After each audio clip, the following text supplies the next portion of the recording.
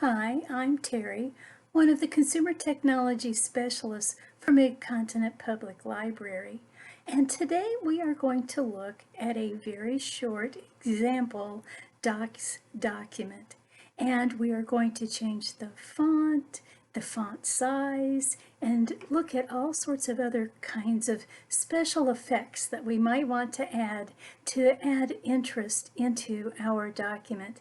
Now, if you're coming from Word, this can be really great for you too, because what we're going to do is look at the buttons and menu choices in Docs that correlate with the buttons on the ribbon in Word that are in the Fonts group. So stick with me, and we are going to take a very plain example and turn it into something that is very colorful and pleasing to the eye. For our first example, I have two sentences here so that we can differentiate between the toolbar buttons and the menu bar as we go forward. And as I click on one of the words here in our example, you can see that in the toolbar it's telling me that this font that the text has is Arial, and to the right of that it has a font size of 11. Well, let's go to the right of Arial and click the drop down, because this shows us that I've recently used several other fonts, although Arial is now checked. And then there's a line differentiating between what I've recently used and what is just in the list of possible fonts that I might want to use. As I go through, I can see that occasionally there is a little arrow pointing to the right, and what this does is give me other choices, and usually it has to do with the thickness of the letters, but it's all within the family of a particular font. A couple of other things that we might want to consider is whether we have serif font or sans serif font. Now, the sans serif font, as I rest my mouse here, doesn't have a lot of extra little squiggles on it. It looks more like primary printing, where the letters are more separate. When you use sans serif, it slows people's reading down, so it is really good to use it for posters, for example. On the other hand, you have serif fonts where they have little additions to the letters, as you can see here with the Merriweather, and it looks closer to, say, cursive writing, where it sort of visually connects the letters from one to the other. Now, this speeds up people's reading, so you may find serif fonts in, say, magazine articles. Well, let's go, first of all, select some text so we can change it. So let's go and just click and drag over example text. We'll click the drop down, and I kind of liked that Merriweather, but let's click on the little arrow here so that we can add in, say, normal. And when I click off of it, you can see that example text here looks very different than it does down here, where the second sentence still has Arial, and now my first sentence is using Merriweather. Well, another thing that I might want to do is enlarge that text. So I could select example text again, and then where it says 11, I could click, and it gives me a drop-down list of all of the different font sizes. Now, you'll notice that as I hover my mouse over them, I don't get a preview of how that's going to look. So I just kind of have to pick one and see if I like it. And if I want it bigger, then I go back and choose another one. And if I want it smaller, I go back to the list and choose a smaller number. But let's go with, say, 18. And yes, that's quite a bit bigger. Now, it could be that instead of choosing the drop down to change that and make it a little bit smaller, I can go to the right, which would increase the font size, or I can go to the left of that 18 and just click. And you can see that it went down to 17, down to 16, and 17 and 16 weren't even choices in the list. So this is a way to really go just size by size, point by point, to change the text how you want to change it. Now let's look at our second sentence, and I'm going to select example text again. And this time, let's go to the menu bar to see what we can do to change the font and the font size there. Well, when we go up to the menu bar, the fifth choice is Format, so we'll click on that. And then the very first choice here is Text. Now notice that I don't have a way to change the font, so the toolbar is the only way I can change from Arial to another font, but I can change the font size, and I can either increase the font size or decrease the font size.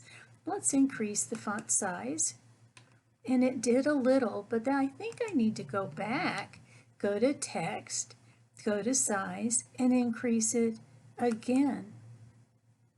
And that's still not very evident, so let's go back to Format, and Text, and Size, and increase. This is the third time, so yes, now it's starting to look larger. Now, another thing that we can do that doesn't show up in the toolbar is to do some changing of the actual letters and how they appear.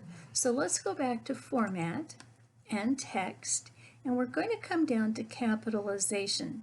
Now this can be a really nice shortcut because every once in a while you're going to find that you've typed something and then you realize, oh boy, I'd really like to make this uppercase instead.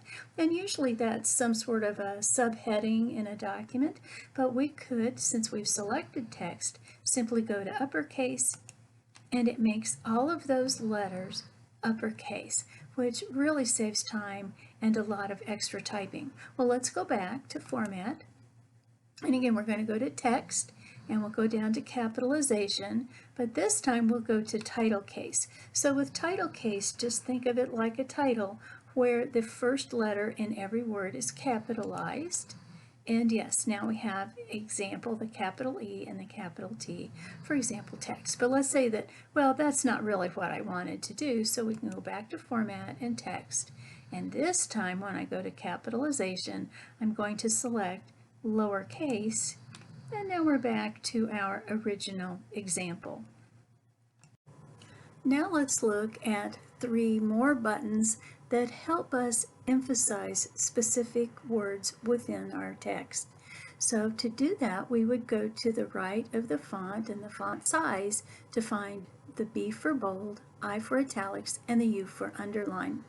Now with any of those particular buttons, you may see examples in other people's text where they've kind of overdone the bold or the italics and underline, and their intent was to make everything more readable, but in fact they've kind of diminished the readability and visibility really of some of the words by having so much bold, italics, or underlined.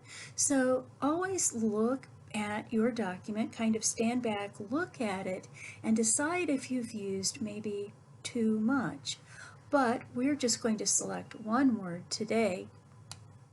And in fact, when I select this word, I'm going to be a little careful and make sure that I've not selected the space after it so that I don't carry that formatting to that blank space. And then I'm going to go to the B for bold. And you can see how that word seems to grow a little bit, but certainly the lines for each one of those letters is now thicker. And I think I'm going to enlarge the font just a bit so it's a little easier to see. And you can see how each one of those letters is now thicker and stands out a little bit more. To turn off bold, we simply go back to the bold button and click another time and turn it off. Now to the right of bold we have italics, so we can click the I, and now we have italicized this word. Certainly italics are required for such things as book titles, but again, people can overdo because they think this really adds emphasis, and it does, but always just be careful that you're not italicizing paragraphs at a time. So to turn this off, we can again go back to the I button and click to turn it off. The last button that we might want to use to really emphasize is the underline, so we'll click it. And notice that because I stopped my selection at the end of the word, the underline also ends at the word and doesn't carry through to that blank space. And with underline, you need to be particularly careful, but again, we're just going to turn it off by clicking on that button again. Now let's look at those same options of bold, italics, and underline, but let's see where we can find them in the menu bar. So first of all, I'm just going to select the words menu bar here, and then I'm going to go up to the menu bar and the fifth choice, format, and our very first option here is text. And as we scroll to the right, we can see bold, italics, and underline. So let's try bold. And again, I think I'm going to enlarge that text just a little bit. Now I can use the toolbar to actually turn off the bold, or I can go back to format and text. And even though the option really doesn't indicate that bold is on, if I click bold, it does turn it off. Well, let's select menu bar again. This time we're going to go back up to format and text and select italic. And so now we have italics for menu bar. And again, I can select those words and turn them off from the toolbar, or go to format, text, and italic and turn it off. Well, let's look at our last option. We have menu bar selected. Let's go to format, text, and underline. Now, because I selected both menu bar words and I have a space between those two words, notice that, and maybe you can see it a little easier here, notice that there's also an underline right here in the blank space. So I would have needed to select menu and made it underlined, then bar and made it underlined, if I wanted to actually leave the blank space not underlined. But I have menu bar selected as a whole entity. Let's go to format, text, and also turn it off. Let's look at 3 other ways to change your text, but they don't exist in the toolbar. These options are only in the format menu. So let's select some words here. And then let's go up to format in the menu bar and the very first choice, text. And then about halfway down that first section, we're going to look at Strikethrough. Strikethrough can be a really nice option for you if you have an older document and as you read through you realize that you would maybe like to keep the original thought, but maybe you also want to update or edit those words. But until you're entirely sure of that change, you want to keep the older words just in case. Let me enlarge that a little bit, just so we can see how that looks. And you can see that that line is drawn through, well, it's really the vertical center of the words rather than the individual letters. But people like to use this a lot when they collaborate, so they can see what the old language was and what the proposed new language is going to be. Now, there is something else here that you see not all the time, but once in a while. So here is third. And you'll notice that the RD is on the baseline of those letters. And it really should be raised above that line. So let's select third. Actually, let's select the RD because we only want to raise those 2 letters above the line. Let's go to Format and Text and go to Superscript. Now it raises it, but it's so small. Let me make that a little bit larger too, so it's easier to see. And It does a really nice job of raising those letters so that it just looks more professional in what we've done. But here is a caution.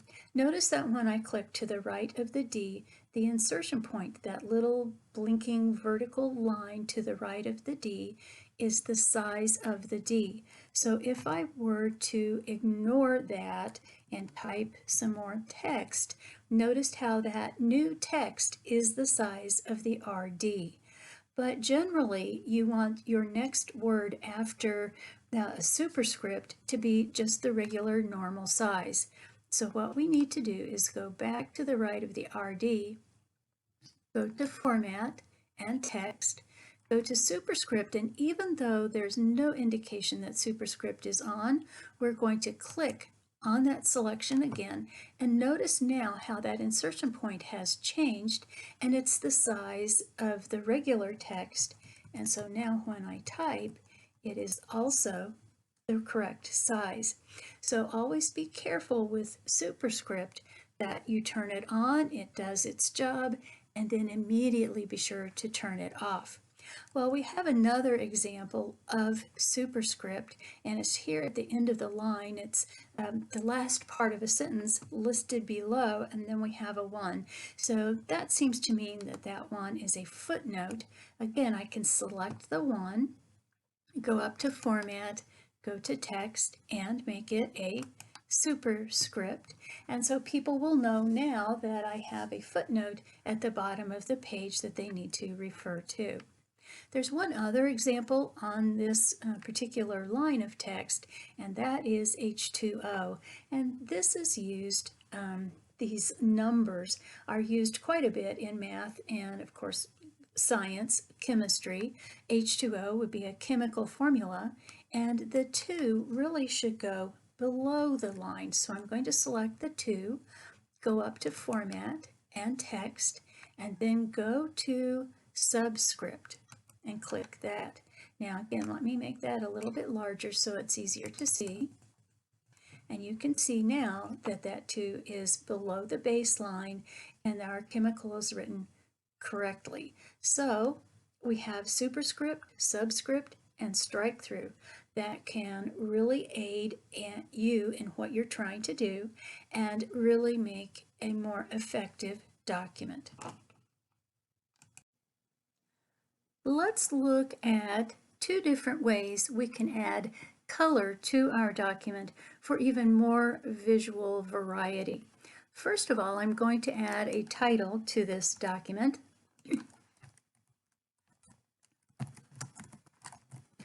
And it really doesn't stand out, so I'm definitely going to make the font larger. And that's a little better, but it still doesn't seem to look like a title. Let's make it bold. Let's change the font, see if that helps. Let's go with this. Maybe even make it larger. Well, that's looking more like a title. Now though, let's change the color and see if that doesn't add some visual interest to what we're doing. So to the right of the underline button, we have a button that looks like a capital A with a black bar underneath. And when you hover your mouse over it, it'll even say text color. Now you can see that black is the default color because there's a check mark on that circle with the black ink. And then we have this whole rainbow of colors that go from reds to oranges to yellows to greens, blues, eventually purples and violets here. Or we can come down to custom and click.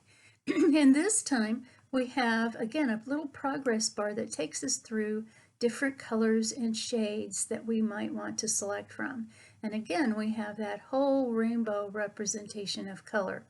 We could also, at the top, if we know the hexadecimal number, we could add it in as well. Instead, I'm just going to say cancel and then click back on that button. And I think I'm going to choose a nice kind of pretty blue, maybe a default blue. And when I click off, my title is now blue, and that kind of makes it stand out a little bit. There's another way to add color, and that is to add highlighter color. So if you think about a highlighter, it would be just like if I print out a paper report, I get that old-fashioned yellow highlighter and I run it over some of the words to bring them out. Well, let's select the word demonstrate here. And to the right of the text color, we have something that sort of looks like a marker or a highlighter. And it even says highlight color, and we'll click on that, and again we get the rainbow effect of a palette of colors. Now notice that if you have a highlight and you want to turn it off, the top option here is for none, but we'll select just kind of the basic yellow and then click off so we can see that highlighted word. One word of caution is how these colors look on your monitor. They may be different from how they print on paper, and you probably want to do like a test print to make sure that the color you've selected isn't so dark that the text doesn't really show up very well on a printed copy. But our yellow today is really great. So now we know 2 different ways to add color to our document. Sometimes when you go back to look at a document, you think, I really need to revise this a little bit. Some of these formatting changes just really maybe shouldn't have happened. If that's the case, then you can easily clear formatting without having to find what the setting was and then turn it off. So for example, I can select this first sentence because it has several pieces of formatting in it. And then if I go to the toolbar and go to the far right, I can find the clear formatting button, which looks like an italicized capital T and then a Ghostbusters line through it. So when I click on that button, it resets that entire sentence to the original Arial and 11 point, and nothing fancier than that. Well, we could also do the same thing with the menu bar. So let me select another sentence and go to Format in the menu bar. And down almost at the very bottom of that drop-down list is clear formatting. You can see that it even has the same icon as the button on the toolbar. And when I click that option, this second sentence now has just the basic Arial 11 text. As I look at our title here and our fancy font that we found, even though Docs has an extensive list of fonts, you may decide that you would like to have something else, maybe something with a little more motion, or maybe that looks a little bit more like handwriting that you think is appropriate for what you are doing. What you can do is go up to the next to the last choice in the menu bar and go to Add-ons, and then Get Add-ons. And where it says Search Apps, we could type Fonts. And you do have some add-ins that you could take advantage of. Some of them people like better than others. It looks like this magic rainbow unicorns is something that a lot of people like and have given a good rating. The only caution here is if you use fonts that don't come with your computer, then it's possible that if you share this font with someone else, they will not be able to read what you've done. It's very possible that sometimes when somebody else's computer doesn't have a font you used, that it will try to substitute something like wingdings, rendering the whole thing kind of unreadable. If you're going to print it from your computer though, then that would be fine and people would be able to read it. So go ahead, find these fonts, use them as best you can, but just remember that sometimes they don't transfer to other people's computers as well. To learn even more, be sure to go to mymcpl.org/online learning, where you will find our great online resources, which include Universal Class, lynda.com, and Learning Express Library. Be sure to join us each week as we present a variety of tech topics. Each week we premiere 3 new videos. You'll be able to find them at 1 o'clock on Wednesday and Friday, or at 2 o'clock on Tuesday.